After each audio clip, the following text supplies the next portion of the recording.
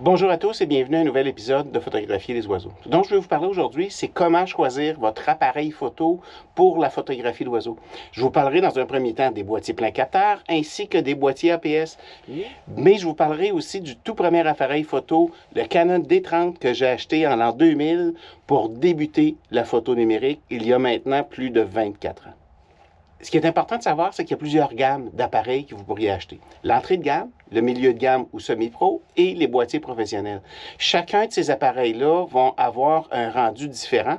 Si vous optez pour un boîtier d'entrée de gamme, vous allez arriver très rapidement à la limite de ce qu'un appareil photo peut vous donner.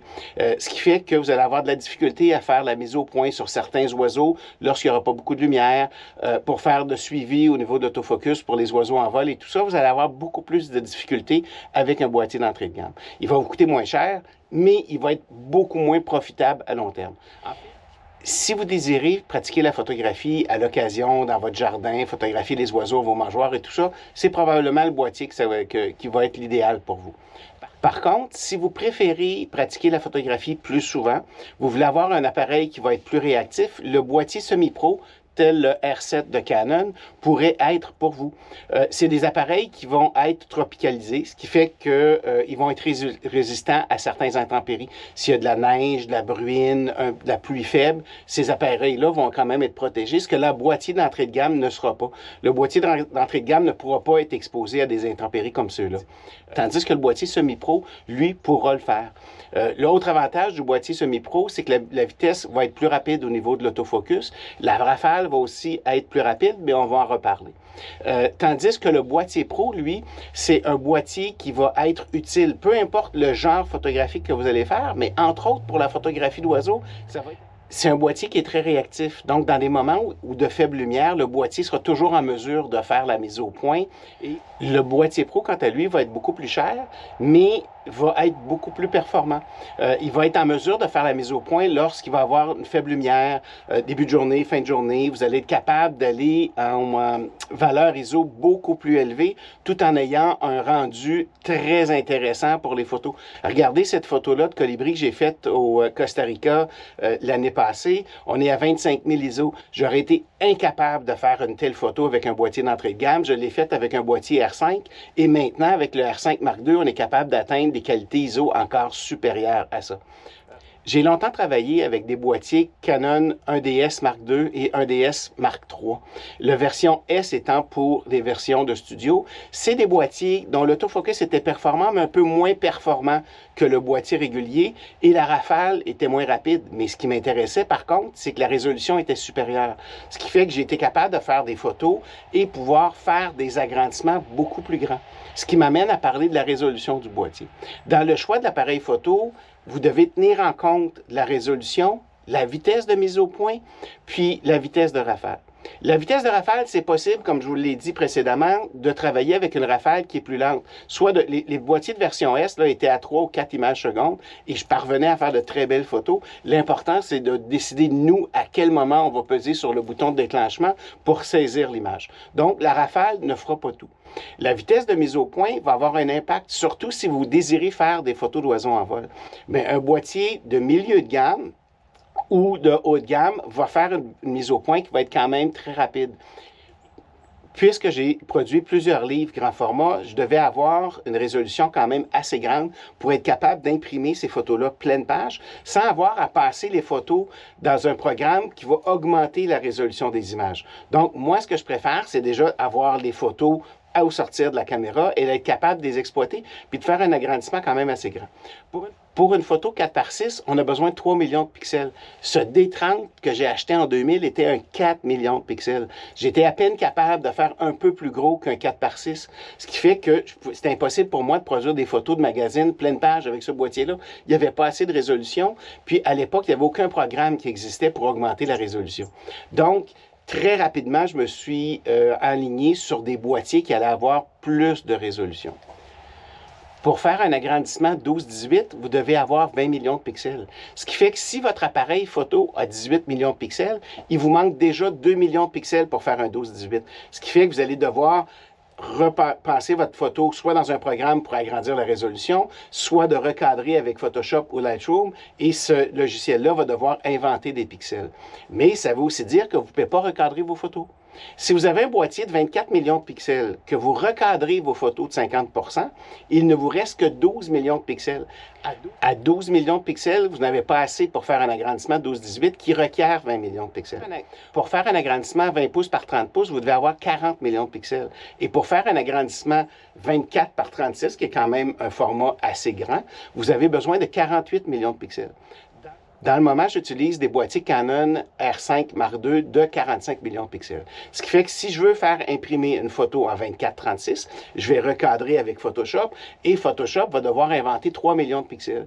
Mais inventer 3 millions de pixels sur un total de 45, ce n'est pas un pourcentage élevé. Par contre, si vous avez un 24 millions de pixels et que vous voulez faire un 24-36, vous allez recadrer dans Photoshop et Photoshop va devoir inventer une pixel sur deux, ce qui va devenir beaucoup plus problématique à ce moment-là. C'est donc important de faire un choix éclairé pour votre appareil photo en fonction de l'utilisation que vous allez en faire. Est-ce que vous faites des agrandissements fréquents ou pas? Si vous ne faites pas vraiment d'agrandissement, le 24 millions de pixels va être très bien pour vous. Un point important aussi à ne pas négliger, c'est de savoir est-ce que vous avez un boîtier APS-C ou un boîtier plein capteur. Le plein capteur va donner la pleine puissance. Le plein capteur, c'est un capteur qui va être de la même grosseur qu'un négatif ou qu'une diapo à l'époque du 35 mm traditionnel. Donc, si on le monte sur un 600 mm, on va avoir un 600 mm. Le boîtier APS-C, comme celui-ci, va avoir un capteur qui va être plus petit, qui fait que ça va induire un effet de multiplication. Je vous donne un exemple. Si on vient coupler un objectif 100 mm sur un boîtier Canon R7 comme celui-ci, l'effet de multiplication va être de 1.6. Ce qui fait que votre 100 mm va devenir un 160 mm. Si je monte ce Canon R7 sur le 600 mm, on fait 600 fois 1.6, donc 360 mm de plus. Je suis donc rendu avec un 960 mm f4, ce qui augmente de beaucoup la puissance de l'objectif. Ça peut être très intéressant au niveau de la photographie d'oiseaux parce que ça va augmenter la puissance de votre objectif. Mais ce qui est important, si vous avez un boîtier APS-C, c'est aussi d'avoir un boîtier qui a une certaine résolution. Le R5 et R5 Mark II ont la possibilité d'avoir un crop 1.6 pour avoir un capteur qui va enregistrer l'information seulement au niveau du centre, donc un peu plus petit que le plein capteur. La seule chose, c'est que le R5 devient à ce moment-là un 18 millions de pixels, tandis que ce boîtier-là est un 32,5 millions de pixels. Beaucoup plus intéressant. On rapproche notre sujet à moindre coût, puis on a quand même une résolution qui va être suffisante pour pouvoir faire une bonne photo. Autre choix important, est-ce qu'on y va avec un boîtier réflexe ou un boîtier sans miroir? Pendant des années, j'ai travaillé avec des boîtiers réflexes parce que c'est ce qu'il y avait, mais nous avons maintenant des boîtiers comme le R5 de très, très haute qualité, mis au point rapide et tout, mais le facteur le plus intéressant, c'est que ces boîtiers-là peuvent faire la mise au point directement sur l'œil de l'oiseau, donc peuvent détecter l'œil de l'oiseau. Le Canon R7 fait la même chose, mais les boîtiers d'entrée de gamme vont avoir un système qui va être beaucoup moins évolué. La possibilité de faire la mise au point sur l'œil de l'oiseau est extraordinaire, parce qu'il nous reste à cadrer, trouver l'oiseau, cadrer l'oiseau dans la scène, et le collimateur va aller faire la mise au point sur l'œil de l'oiseau. Évidemment qu'il y a des moments où ça va être plus difficile. Si vous avez un oiseau comme une bernache avec un œil noir sur un fond de plumage noir, ça va être plus difficile. Un petit pingouin avec la tête noire, ça va aussi être plus difficile. Mais, ou un colibri, par exemple, où l'œil est vraiment minuscule, ça va être un peu plus difficile. Mais pour la plupart des espèces, c'est vraiment surprenant ce que l'intelligence artificielle a pu faire avec ces boîtiers-là et nous permettre de faire une mise au point vraiment précise sur l'œil du sujet. C'est ce que j'appelle un changement majeur au niveau de la photographie animalière, d'être capable de se concentrer sur la composition, sur l'ajustement de l'exposition, tandis que le boîtier va aller faire la mise au point sur l'œil du sujet. Évidemment que si on n'est pas capable de cadrer le sujet dans notre viseur, la mise au point ne se fera pas. Ça, c'est très clair. Il reste l'opérateur qui va faire la grosse différence. Mais c'est quand même une nouvelle technologie qui est performante, qui est impressionnante et vraiment intéressante. Si vous avez le choix, vous avez le budget, je vous recommande grandement d'avoir un boîtier sans miroir qui peut faire la mise au point sur l'œil de l'oiseau. Nouvelle technologie sur le Canon R3 et Canon R5 Mark II. Je ferai une capsule sur ça. Il est possible de piloter avec notre œil pour indiquer au boîtier quel collimateur utiliser pour pouvoir faire la mise au point. Mais je vais y revenir dans une autre capsule. Donc, un boîtier sans miroir va vous donner des résultats qui vont être surprenants. L'important, c'est de le choisir dans la bonne gamme en fonction du budget que vous voulez bien allouer au boîtier. Beaucoup plus. Détail important, le boîtier sans miroir va être plus énergivore qu'un boîtier réflexe. Le viseur étant électronique va demander beaucoup plus d'énergie. Donc, solution très simple, ayez une pile supplémentaire. Un autre point important à prendre en compte, c'est la possibilité d'avoir une vitesse synchro élevée avec un flash. Au niveau de la photographie d'oiseaux, j'utilise régulièrement un flash sur l'appareil, mais c'est important que cet appareil-là puisse avoir une fonction synchro-flash haute vitesse, que je vais avoir avec le R7 ou le R5 ou R5 Mark II. Mais certaines compagnies, certains boîtiers d'entrée de gamme n'auront pas cette fonction-là. Si vous n'avez pas cette fonction-là, vous allez être limité à la vitesse synchro de votre appareil photo, qui va être soit 1 125e de seconde, voire 1 250e de seconde, mais vous ne serez pas capable d'aller à des vitesses qui sont plus rapides que celle-là, comme 1 millième de seconde ou 1 2 millième de seconde. Donc, si vous avez un boîtier, un flash qui permet cette fonction-là, vous allez être capable d'aller à des vitesses extrêmement rapides, d'utiliser votre flash pour déboucher la lumière, l'ombre sous les oiseaux, et surtout obtenir une lumière qui va être beaucoup plus riche, beaucoup plus intéressante.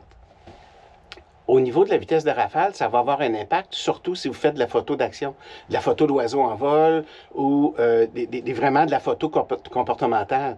Si vous faites des canards, vous voulez faire des photos de canards qui s'envolent d'un bassin, ça va vous prendre une rafale qui va être rapide. Si vous voulez faire des photos de pélicans bruns en train de pêcher ou de fous de bassin en train de plonger, vous allez avoir besoin d'une rafale qui est rapide parce qu'à 4 images secondes, la rafale n'est pas assez rapide pour être capable de bien décomposer le mouvement, pour être certain d'avoir la fraction de seconde où l'oiseau va être sur le point de toucher l'eau, ou l'oiseau qui est sur le point de s'envoler.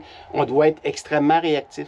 Avec les nouveaux boîtiers Pro, il y a maintenant une nouvelle fonction qu'on est capable de programmer, le prédéclenchement, qui fait que lorsqu'on va appuyer à mi-course sur le bouton de déclenchement, en étant en autofocus continu, l'appareil peut enregistrer une demi-seconde, voire même 1 seconde avant le déclenchement. Je ferai une capsule pour vulgariser cette fonction-là, mais sachez que si vous avez le choix, ça peut être une fonction qui peut être intéressante à avoir sur votre appareil photo. Le Canon R5 première génération ne l'avait pas, le Canon R5 deuxième génération a cette fonction-là. Maintenant, la vitesse de mise au point est essentielle au niveau de la photo d'oiseau. Il y a la vitesse de mise au point, mais il y a la sensibilité de mise au point. Parce que ça va arriver fréquemment de travailler. Regardez ces photos-là de pics maculés. Je suis dans un boisé près de chez moi. Il y a une strate arbustive quand même assez dense. Il n'y a pas beaucoup de lumière. La valeur ISO est élevée. Et pour être capable de faire la bonne mise au point, j'avais besoin d'un boîtier qui était performant et être capable de déclencher. Et pour ces photos-là, j'ai utilisé le 1DX Mark II, qui est un boîtier qui n'avait pas beaucoup de résolution, mais dont l'autofocus était extrêmement performant et la rafale était extrêmement rapide. Donc, la mise au point et la rafale sont des facteurs importants.